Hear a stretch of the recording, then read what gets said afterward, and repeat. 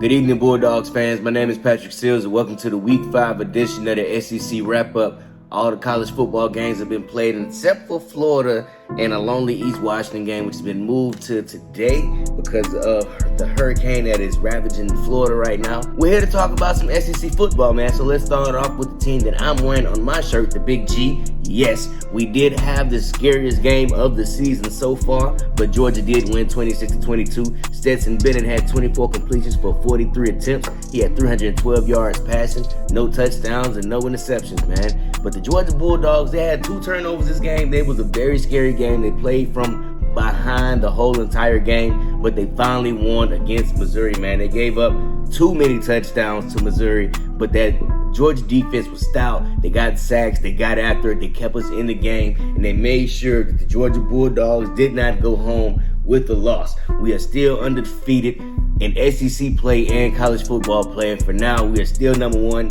in the nation, but this was the scariest game so far. Of course, we are in an SEC world where everything in the SEC is very, very competitive, and we'll be lucky to make it out of this undefeated. But for now, we're going to celebrate our W's and get them while we can, man, and talk about the next team, because South Carolina took on SEC State, where they won 50-10. Their defense had 3 turnovers and 3 interceptions, man. South Carolina played some random team they just decided to beat up on, man, and there's no surprise they beat them by 40 points. Kentucky lost.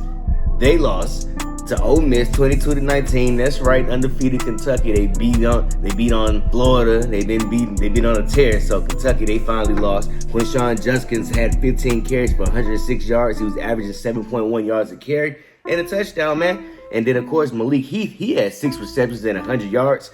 This Ole Miss team, they are still undefeated coming out of the SEC West, man. They're going to be a formidable foe for Alabama to face now that, Let's talk about it. Alabama beat Arkansas. Well, Arkansas got handed their second loss of the season. Alabama won 49-26. Jamar Gibbs had 18 carries for 206 yards rushing.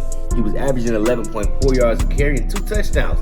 Now, of course, the big talking point of this game, Bryce Young, former Heisman Trophy winner, left the game in the second quarter with a shoulder injury. I'm not smiling because of his unfortunate injury. I'm just smiling because Alabama, I hate them. So, yeah, Bryce Young left the game in the second quarter with a shoulder injury, and this is how Alabama was able to allow Arkansas to get back into the game, where Alabama unfortunately took off on Arkansas and beat the dog snot out of them 49-26. Arkansas was a team that I was saying that they were looking good early on into the season, but let's see how they do against the Alabama team, and they didn't do so good against this Alabama team, man. Now, of course, this is the SEC world, well, like I just said, baby, where everything is super competitive.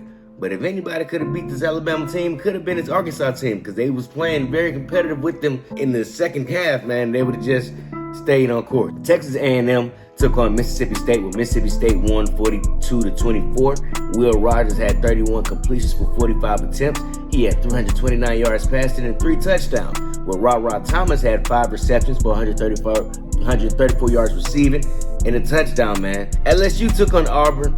LSU won 21-17, where they had 4 takeaways, and their quarterback had 8 completions. LSU, they lost to Florida State to start the season off, and their quarterback looks terrible. He had 8 completions today.